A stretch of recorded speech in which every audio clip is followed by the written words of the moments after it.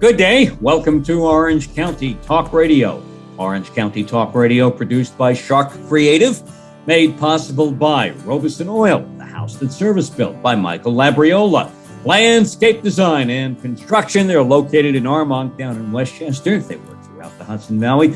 Also by Jaguar Land Rover throughout the Hudson Valley. Stop by their locations, including the ones in New Rochelle, White Plains, and Mount Kisco, and by Hightower, Westchester, managing your wealth all throughout, up and down the Hudson Valley to a fiduciary standard.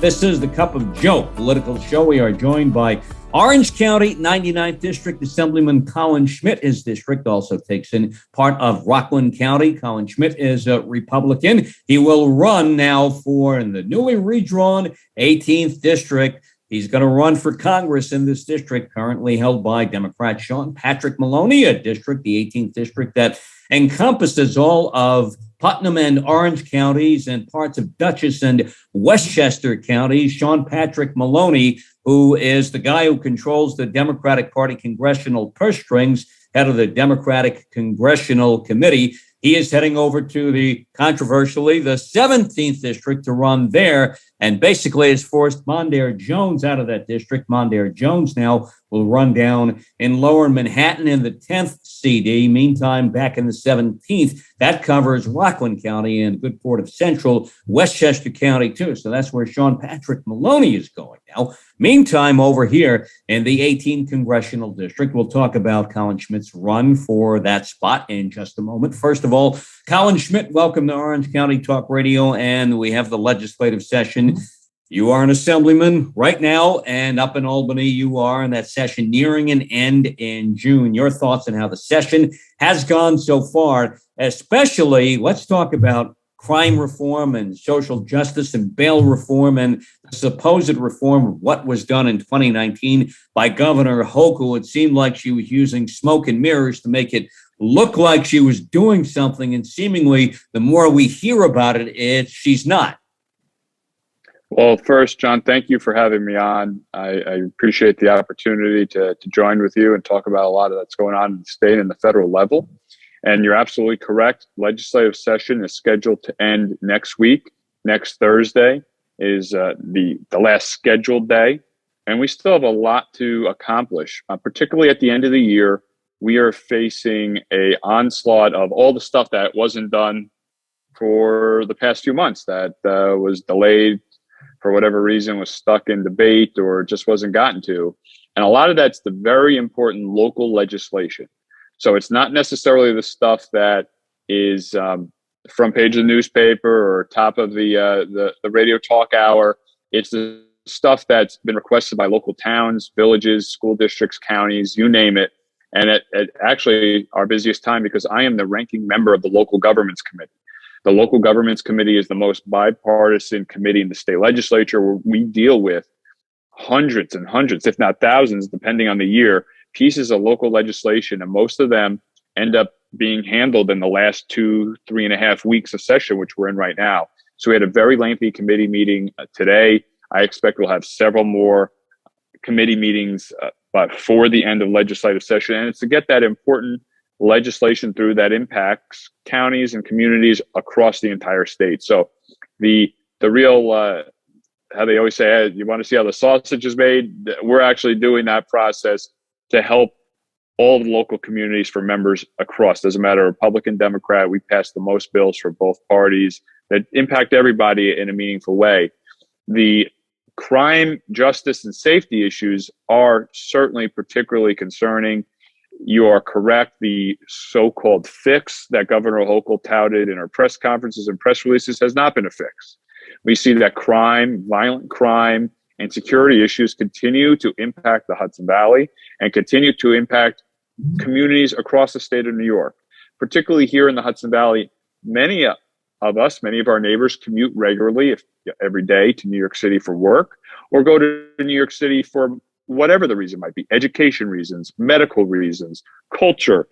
And the crime that's impacting New York and the safety issues that are impacting New York City right now have a direct impact on our families here in the Hudson Valley.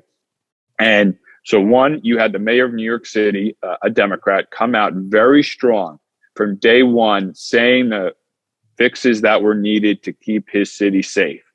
The legislature and the governor refused to acknowledge it, and we're continuing to see that we have these issues. And now my understanding is, and this is New York, so anything could change before the end of the legislative session, but now my understanding is that one of the last big pieces of legislation the governor and the legislative leaders are going to try to ram through is the so-called Clean Slate Act. And this is another unacceptable piece of legislation that would effectively wash away criminal records for many serious crimes for criminals across the state of New York. And we have seen where repeat offenders in particular have been particularly a severe issue for our public safety in the state. And to add another piece of legislation that is really anti-public safety, that's not in the interest of the general public safety, is something that doesn't make any sense to me. And instead of focusing on a fix to the bail reform, adding a dangerousness standard, you name it, we are focusing on yet another pro-criminal piece of legislation. So I think if you're asking for a hot button topic for the last week, if they bring that up to a vote, I expect hours and hours and hours of debate on that and real strong pushback, because we should be focusing on keeping our community safe, having the resources we need for our law enforcement and our public safety and first responder partners, not yet another piece of legislation that goes soft on crime. $220 billion is the outlay in this budget. Is this too much? It's outrageous. The growth in the budget year over year, billions and billions of dollars, even the growth from the governor's proposed budget to the governor's enacted budget, it's not sustainable. And we see that the outrageous spending by the federal government, which has fueled inflation, and now we see the outrageous spending by the state government, which is not helping the problem on the inflationary front. And quite frankly, we see a lot of reckless spending. We have millions and millions of dollars that are being spent on various, sometimes just show type programs. It's amazing. The governor pulls out, I got 30 million here, I got 50 million there, I got this problem, I got that problem. And you've got real people who are suffering here in the state of New York who can't afford some basic necessities, who can't operate their businesses because the cost of doing business is out of control with the gas prices, with everything that's going on right now. And we're continuing to spend. And it's not even something they're talking about reining in. A lot of that spending isn't a one shot in the arm. There are programs there that are multi-year programs that are going to mean that number, the $220+ billion number, is going to look small compared to what happens next year, just if you go on the trajectory of what's going to happen. So we're overspending. There's a lot of vanity projects for the governor. I think you see the Buffalo Stadium. Did we need that stadium or not? We could have taken that $1 billion and reinvested in, let's say, Newburgh, Middletown, and Port Jervis. Absolutely. There are billions of better ways to spend money than that stadium. It's unacceptable to me. I think most New Yorkers, regardless of political affiliation, were opposed to it. It's something that I strongly oppose. And I think it just shows the priority of this governor. And when your point, we have so many worthwhile, from infrastructure projects to public safety projects to, quite simply, returning it back to the taxpayers. We certainly could use a break. We could certainly use more assistance when it comes to the current crisis, when it comes to filling up just our tank, when it comes to the shortages at the supermarket. I mean, if the state and the governor really want to get serious of helping people, giving a professional sports team a taxpayer handout was not the way to go. And I'm sure you and I... who's based in Florida, first of all, not even in Buffalo anymore, too. I'm sure he could build a stadium down there and get the tax breaks that he wants. Exactly. So What about the opioid crisis, for example? We heard a lot about that a few years back with our old friend Terrence Murphy when he was a state senator representing northern Westchester and parts of the Hudson Valley. And then it seems like since Terrence Murphy left office and all of his efforts up and down the Hudson Valley seem to have gone to, in some ways, we don't talk much about the opioid crisis anymore. To me, that seems by design out of Albany, and yet that crisis is getting worse and worse. You are absolutely correct. The opioid crisis is worse than it ever was. And we saw that during COVID and now as we've emerged from the pandemic, it is even worse than prior. And it's a disturbing trend. And Dr. Murphy, Senator Murphy, is an amazing leader for the region. It's a true loss not to have him in elected office anymore. And he was not just for the region, as you point out, but for the state. He really was the statewide leader talking about these issues, getting funding, getting legislation, and ensuring that we always worked for more solutions. So I think that this issue is multifaceted. And that's really the way that Senator Murphy approached it. There wasn't a single solution that solved it. It wasn't just a law enforcement solution. It was mental health. It was law enforcement. It was really a whole society approach. And we've had some success, particularly with the opioid settlements in the last year or so, that have helped ensure that, one, those responsible for this crisis were held accountable, and that they're funding various programs that are critically important.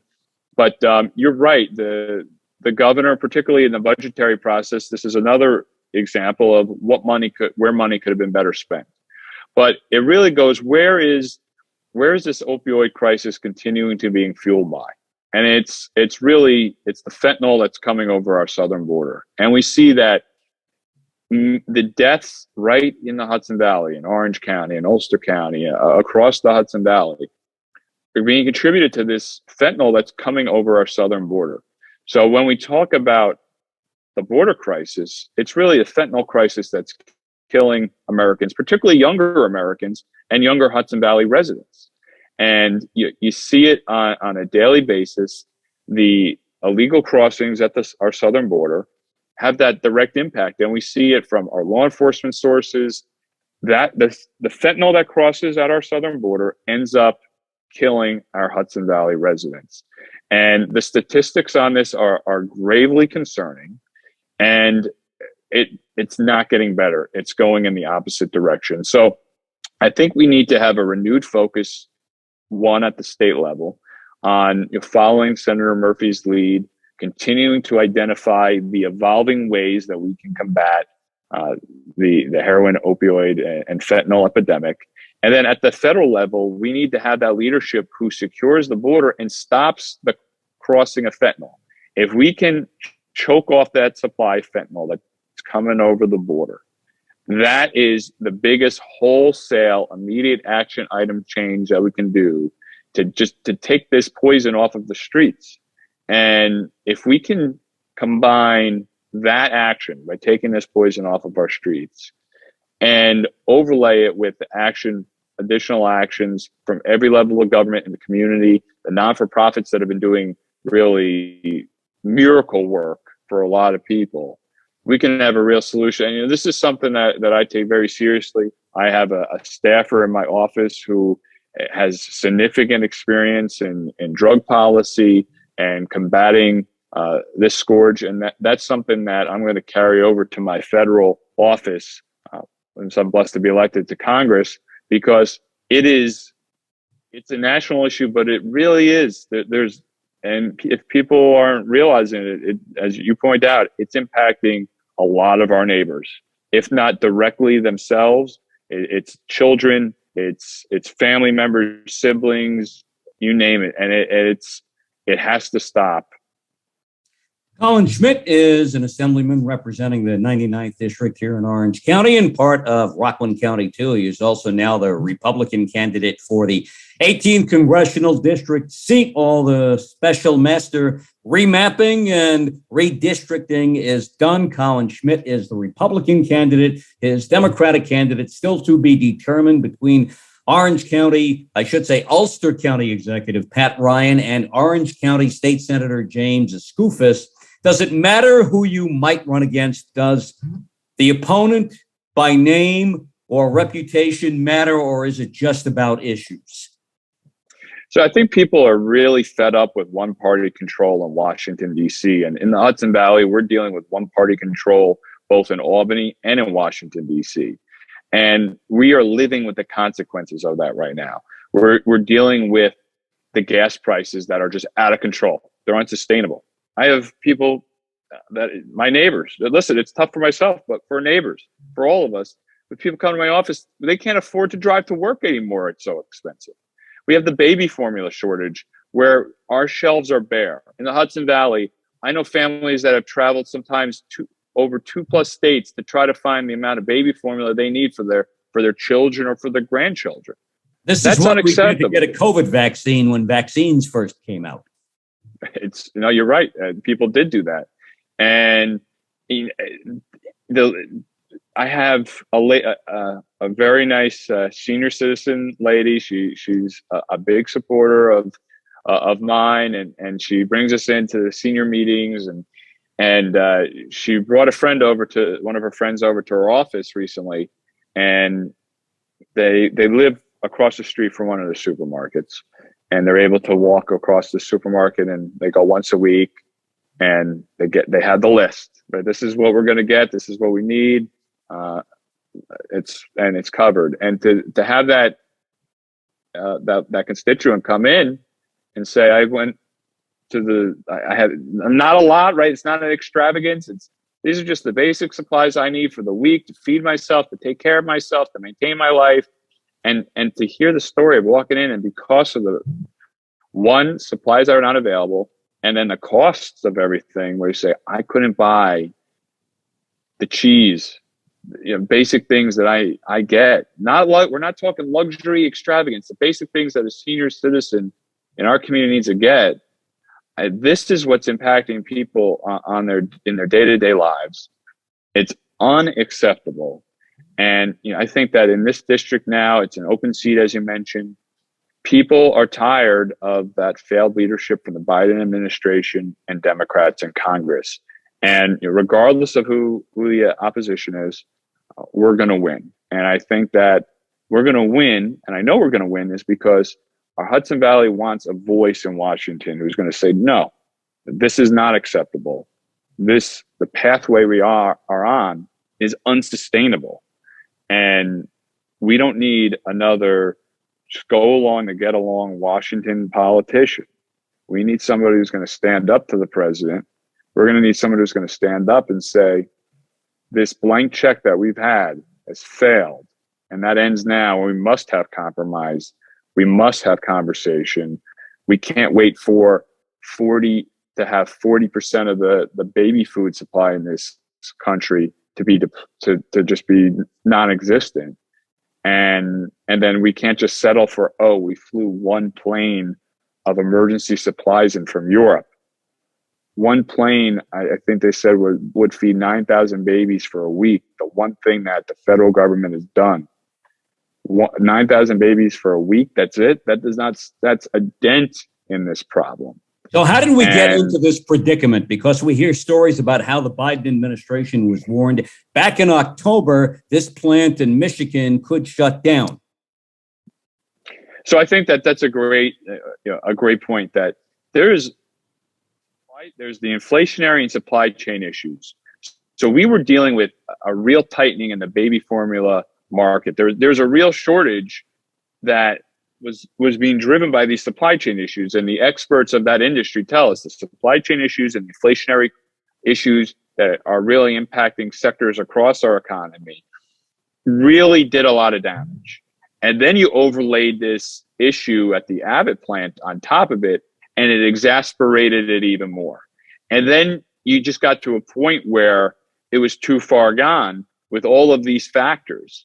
And the Biden administration, the federal government, didn't step up, and the FDA didn't step up and do what it needed to do, whether it would approve emergency shipments from Europe or from our allies, whether it was ensuring that we stood up additional production facilities.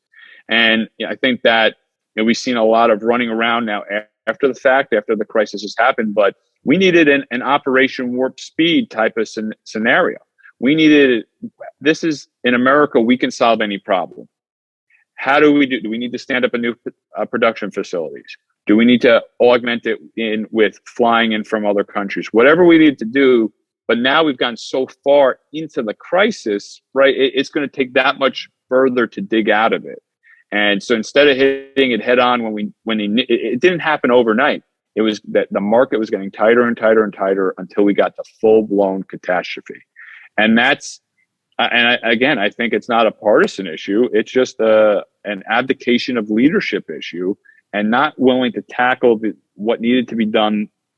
And now, unfortunately, our babies and our families are dealing with the consequences of that. How do we get out of all this? You know, the old baseball adage where a pitcher loads the bases up and then he gets hit in a few run score and starts to be a blowout. And the pitching coach comes to the mound and he says, you got us into this. You get us out of it now. How do we get out of this now, especially with the energy crisis that's going on? And it is a crisis. Do we need energy independence? Will energy independence help allay all of these situations with the rest of all these problems associated, like the supply chain, like the baby food shortage, and so much more? Yes, absolutely. We need to really open up American energy independence and American energy dominance. I mean, this is a problem we can solve domestically. And from day one, the Biden administration and Democrats in Congress have done everything they can do to limit our domestic energy production. And we can get out of this problem right here at home. We have the ability, we have the technological wherewithal, we have the natural resources here in our control to overcome these difficulties. And you've seen the Biden administration even blink a little bit on it, but not follow through. They crosstalk on this issue all the time.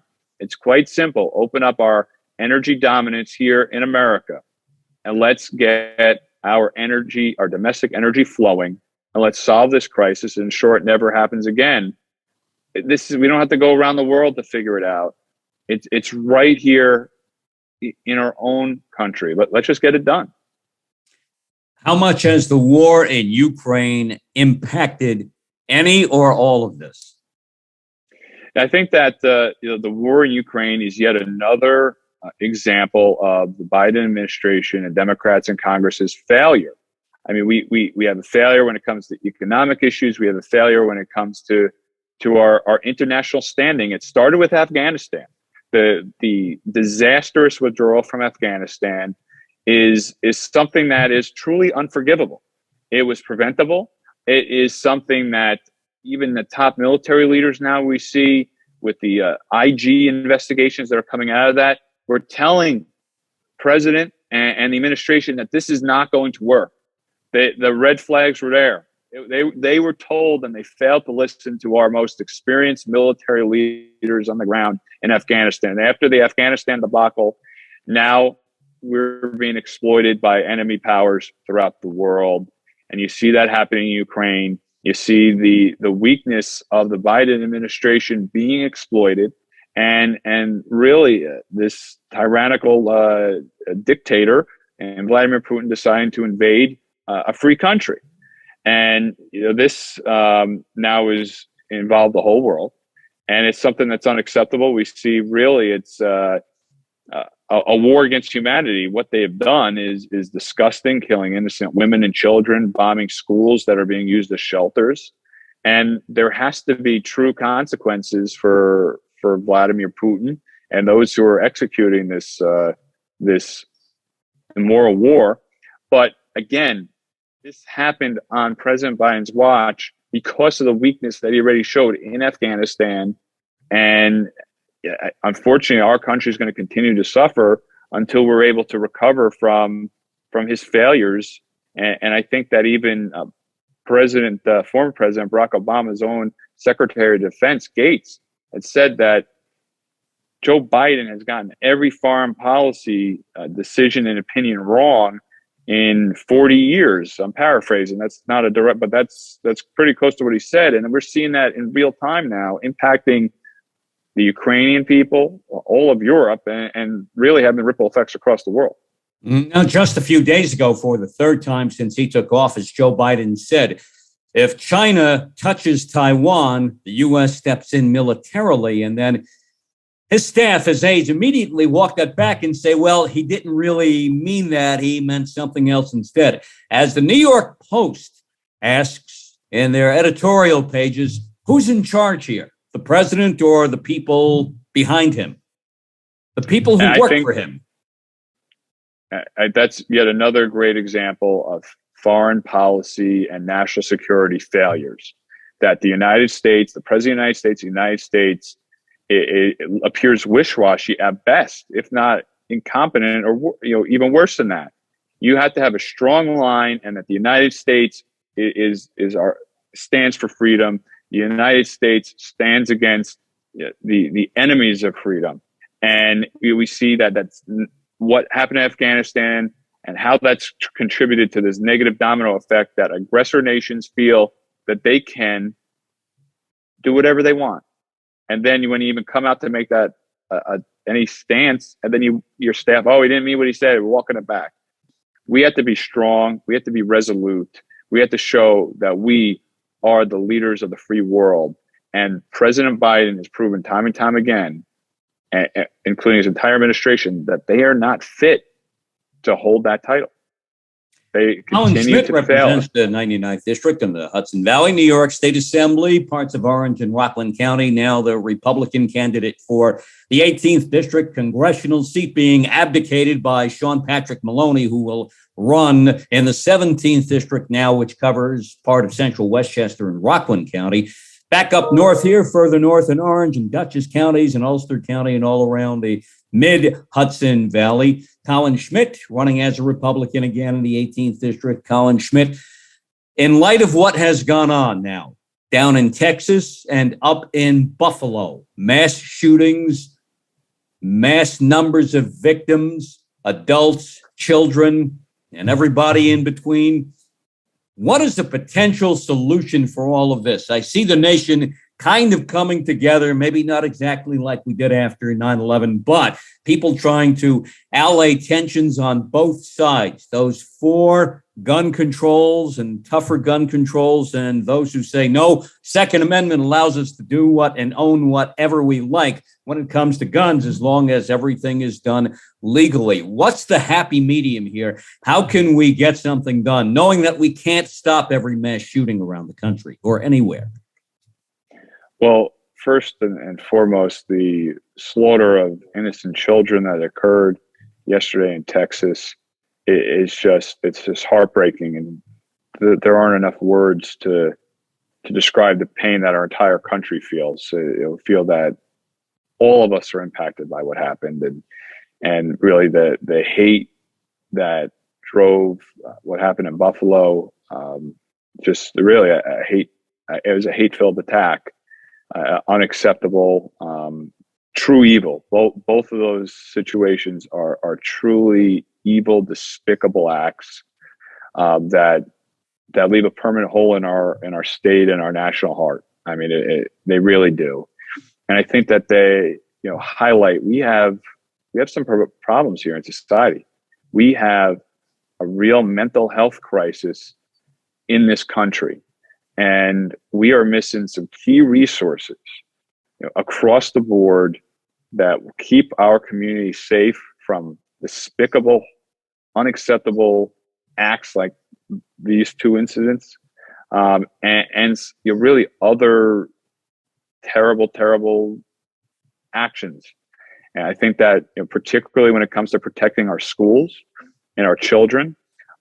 Before getting to the assembly, I was a chief of staff and executive assistant in the town of New Windsor. And we worked with the local school district, Washingtonville School District, and the New Windsor Police Department. And we put school resource officers at every school in that district, and they're still there today. And it's a model that works. And in New York, it pushed for years to ensure that the funding was there for every school building in the state to have state funding. And this needs to get done. And we talk about spending money, and Governor Hochul, we can do this before the end of session. We want to protect our children against any evil that is tried to be perpetrated against them. We need to have state-funded SRO officers. It should be local police, local sheriffs, local police departments. The state can fund that program, that every school building should have an armed SRO officer there. For mental health issues, they could be there to help with the mental health problems, but they're also there for the physical security issues. Be there, have a secured building with that officer that the students know, that the parents know, that the family know, because they are part of the community. I think that's the first step when it comes to securing our students, making sure that the resources are there, also addressing the mental health crisis. And I think those are key steps and areas that I would work. Again, I think you're right. It's not a partisan issue. It's a bipartisan issue. Let's keep our children safe. Let's keep our schools safe. And let's make sure those resources are delivered so that it is able to happen. Chuck Schumer coming out today and imploring that we get a bipartisan bill of some sort on gun controls, further gun controls in this country. And yet you talk about mental health. To me, the mental health ball has been totally dropped, because in both of these instances, and in every instance I think we've seen of mass shootings of these kinds in recent years, that there was some underlying problem with the perpetrator that was out there, that he showed, that we saw, and no one did anything about it. Do we need maybe a bill on a statewide level, maybe on a national level, that allows, let's say, a police force who took in Peyton Gendron in Conklin, New York, outside Binghamton, the alleged perpetrator in Buffalo. A year before this happened, the mass shooting happened in Buffalo. He went to school for a week in a hazmat uniform because he supposedly was afraid of COVID and other issues that came about. He had a mental health check in police custody, apparently for a day and a half, 2 days, and they sent him home. They said he was okay. Yet nobody followed up after that to make sure he was okay. Do we need legislation of some sort, whether it be locally, statewide, or nationally, to make sure that there is a follow-up on people like this, that we don't brush them off and just check them off as just another box that we check off, just another number, and then, okay, next? Yes. I mean, that is a major, that should be federal level, state level. That should be the bipartisan approach, because we see this time and again. Obviously, this horrendous example in Buffalo, it couldn't be any worse than what this this person did. But he was identified by law enforcement. They gave him it. They evaluated it. They had complaints based on reports from students, from others, or so there was something wrong here. It was known there was something wrong here. But the systems failed that we had in place, or we didn't have enough systems in place, and that's not acceptable. So we need to use we need law enforcement experts. We need and mental health experts. What works? What doesn't? When we talk about what could you fund, this is what we can. We don't need. We're given money to build stadiums. We're doing this and that. Let's help this mental health crisis. Let's help ensure that our families, wherever you are, you're at school, you're at the supermarket, you're at church, whatever's going on, that you're safe, you're secure. And when we have a crisis, when we have somebody who is in crisis, that there's a clear-cut way.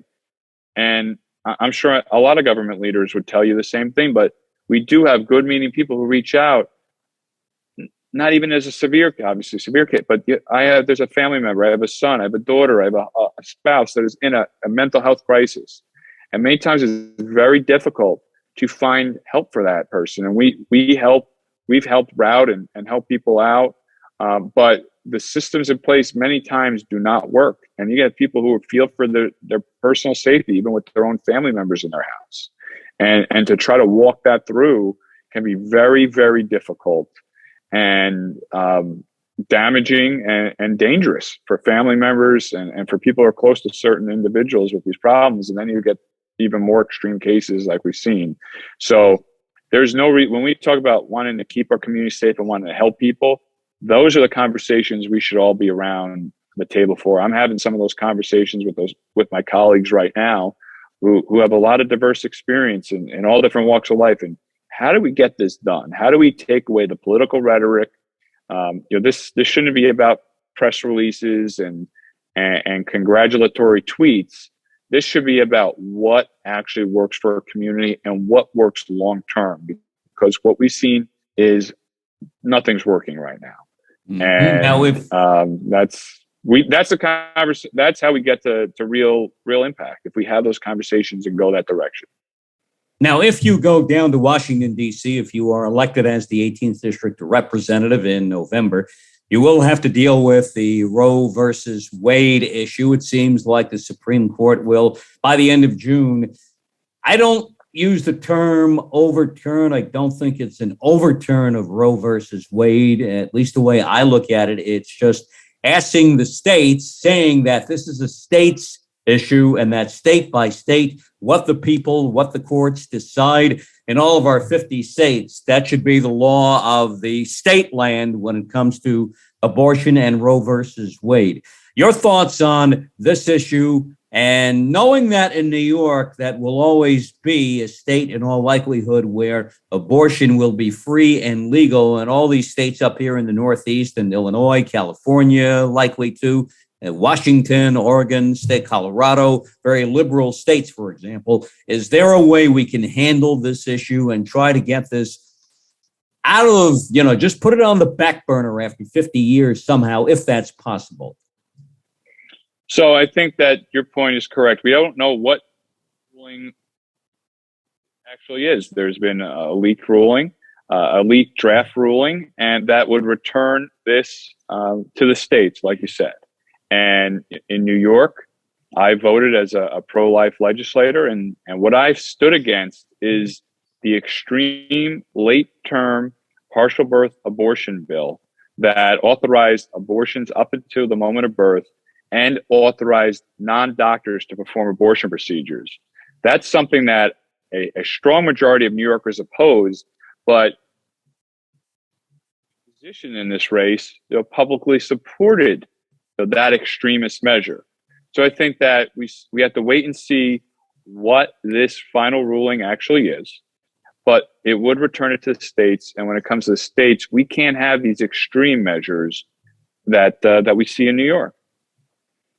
Colin Schmitt, what would be Mission One down in D.C.? Sure. I think Mission One right now is getting our country back to being affordable.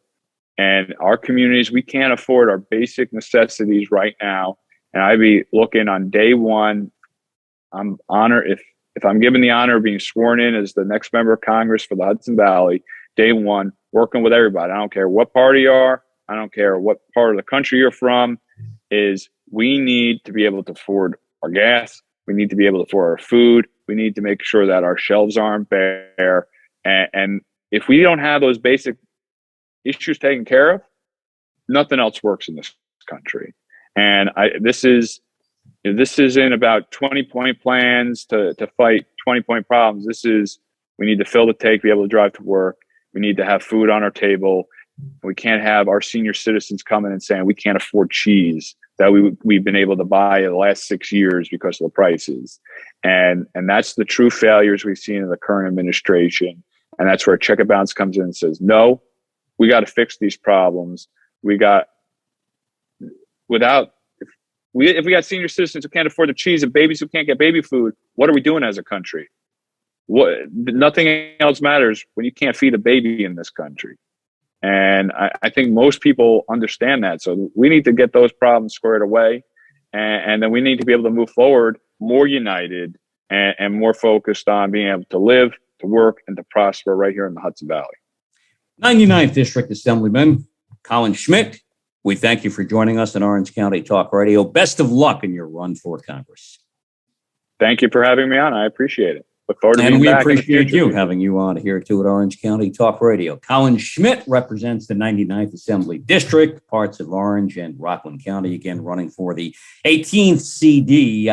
congressional nod as the Republican candidate in November against either the way things line up right now on the Democratic side, Ulster County Executive Pat Ryan, or State Senator James Skoufis, much of his district also in Orange County, too. We'll see what shakes out and what the November ballot looks like. In the end, we'll know a lot more after the Democratic Party primary, which, of course, will be at the end of August now, after the special master took what Governor Hochul and friends did and reworked that into the races that we see in front of us as things stand right now, barring anything further happening in a courtroom. And like you've pointed out, this is New York. So in New York, as we know, anything is possible. Colin Schmitt, best of luck. We thank you.